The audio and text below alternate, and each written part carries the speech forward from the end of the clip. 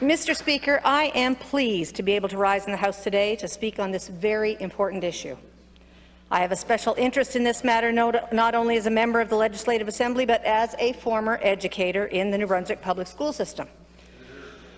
First, I would like to thank the two commissioners for their diligent and thoughtful attention to their task to review the Official Languages Act, with special attention paid to improving second language training. Judge Yvette Finn and John McLaughlin's thorough examination is most welcome. Their findings will significantly impact and benefit future generations. The report will assist government in establishing a sound foundation to improve linguistic fluency for New Brunswickers. Their contention that it is never too early to learn a new language has been met with enthusiasm. Au cours de la loi sur les langues officielles se trouve l'idée d'égalité. L'intention était de bâtir une province où tous les citoyens seraient traités de manière égale. On July 17, 1981, Bill 88 affirmed equality status, rights and privileges of the two linguistic communities, giving each the right to its own cultural, educational and social institutions. At the same time, the Act maintained the indivisibility of the province. It was not intended as an act to centre around legislation, policy and legal decisions. Rather, it was to recognize the two linguistic communities and afford them each equal rights. En tant que province, nous sommes plus forts ensemble. Mr. Speaker, our diversity enriches us as people, and our ability to communicate in two official languages should put us head and shoulders above unilingual regions on a global economic level. When I first took on the role of Minister of Agriculture, Aquaculture and Fisheries, it became very clear how disadvantaged I was in terms of language. My spoken French is good, my reading comprehension is fair, but my fear of speaking language frustrates me. It is essential and important to me when speaking to people throughout the province that I do so in the language of their choice. This is something I continue to work on.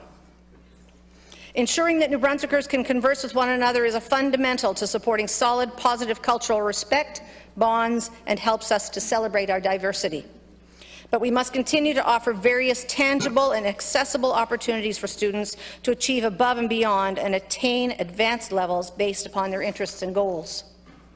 For example, if a student has completed the prescribed curriculum, would it not be reasonable to afford them enrichment opportunities on Île-de-Madeleine or on the Acadian Peninsula? The province has also engaged in partnerships in French-speaking countries. We could create cooperative initiatives exposing students to multicultural interactions. One territory close to home where this could happen is the French island of Saint-Pierre-et-Miquelon.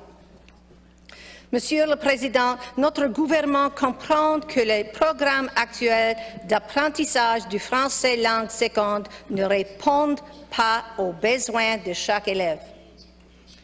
The examination by Judge Finn and Mr. McLaughlin identified that students who have completed the French immersion program are challenged to employ their skills day to day. It's true of any language. If you don't use it, you lose it. So let's improve the delivery so that it becomes ingrained. The Minister of Education and Early Childhood Development has repeated that today and officially announced yesterday that his department has accepted 18 of the 24 recommendations made by the two commissioners who reviewed the Official Languages Act. The recommendations are aimed at improving second language learning within the early learning sector and the public education system. Using the Common European Framework for Reference for Languages, the progress of students and their proficiency can be easily tracked. The recommendations closely align with what staff at the department have already been working on with early learning sector to improve second language learning opportunities for young learners as well. This is critical so that our young learners have the opportunity to develop a passion for lifelong learning and language acquisition. What better time to begin engaging our children than in preschool? I'm going to date myself, but I'm sure there are some of you in this House today who join me in remembering the CBC program Chez Hélène, where I learned mes nombres, bonjour madame, au revoir mes amis, merci et bienvenue. And who could forget Frère Jacques, Frère Jacques? Dormez, oui. These were the first glimpses of language learning for me, and I was thrilled to be able to use them. It was like a secret code. Mr. Speaker, when I was teaching at the elementary school level, kindergarten had just been brought into the public school system, and the paint was just drying on the arc. My colleagues who taught these classes had no prep time, and as a courtesy, I gave up a couple of my own prep periods to teach French to the little ones. There was no curriculum, but we sang and we danced, and I shared the basics that I had learned from Chez Hélène. Through Louis la Grenouille and La tête, les épaules, les genoux, les pieds, we began exploring a second language. As you know, teachers are usually referred to as Mrs. or Mr. I was always introduced as Madame Johnson, and it gave the staff regular giggles when I'd meet little ones in the hall and they'd be shouting, "Bonjour, Mrs. Dam Johnson."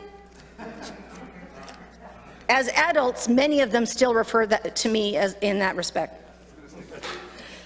Monsieur le Président, je suis fière de faire partie d'un gouvernement qui s'est engagé à bâtir un système d'éducation de classe mondiale, ce qui signifie créer une culture où nous sommes réceptifs et flexibles aux besoins individuels des élèves.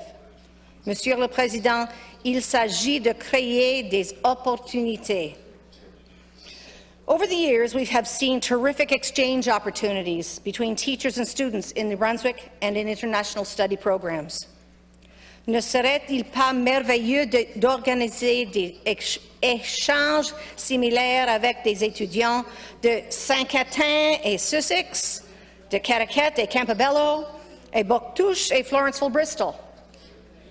This would truly immerse the child within the family, the language, and the culture, right in their own backyard.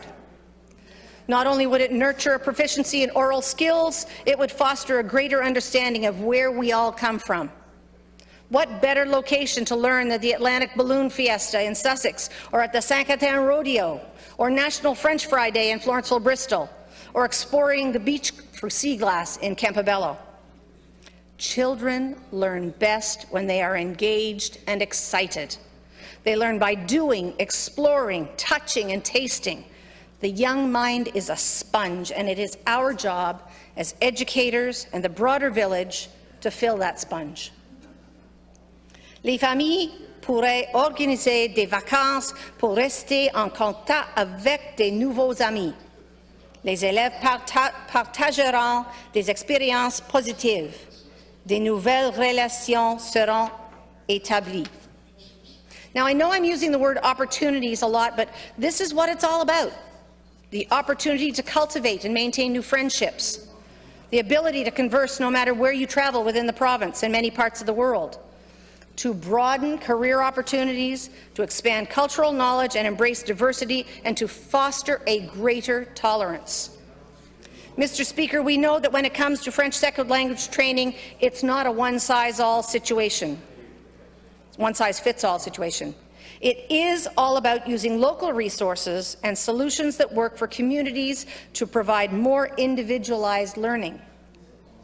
La clé pour aller de l'avant est la consultation. Nous avons besoin des commentaires des élèves, des familles, des éducateurs et des autres intervenants. And that's going to take time, so nothing will be rushed into, as there are a lot of elements to take into consideration, including regional resources and realities to make best meet the students' needs. Mr. Speaker, we've all heard the expression, "it takes a village." This is a situation where that rings true.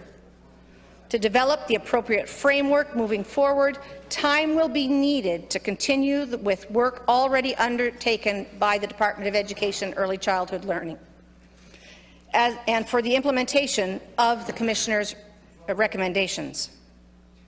Les familles et le personnel scolaire doivent être rassurés que nous ne prévoyons pas des changements dramatiques.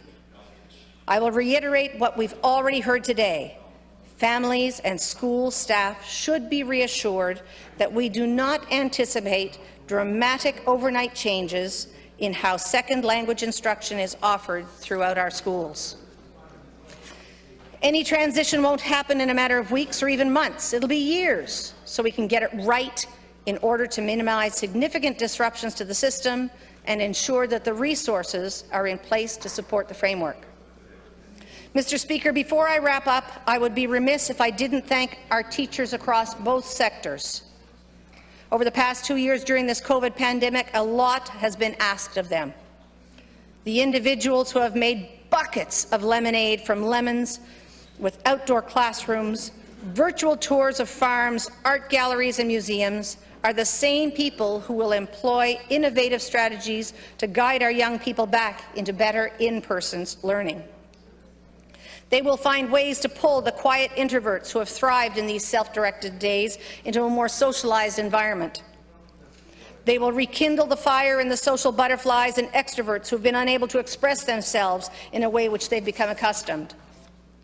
Teachers have stepped up, and I am in awe of and grateful for what they have accomplished in light of so many obstacles. Ils ont fait passer leurs élèves en premier. They have put their students first and have done the best they could, whether it's been in-class learning or distance learning. Mr. Speaker, we know that when we work together with communities and local educators, we can achieve our goal of giving every individual student the tools they need to succeed and help nurture bilingualism in this beautiful province. We cannot move mountains, but we can climb them together. Merci beaucoup, Monsieur le Président. Thank you, Mr. Speaker.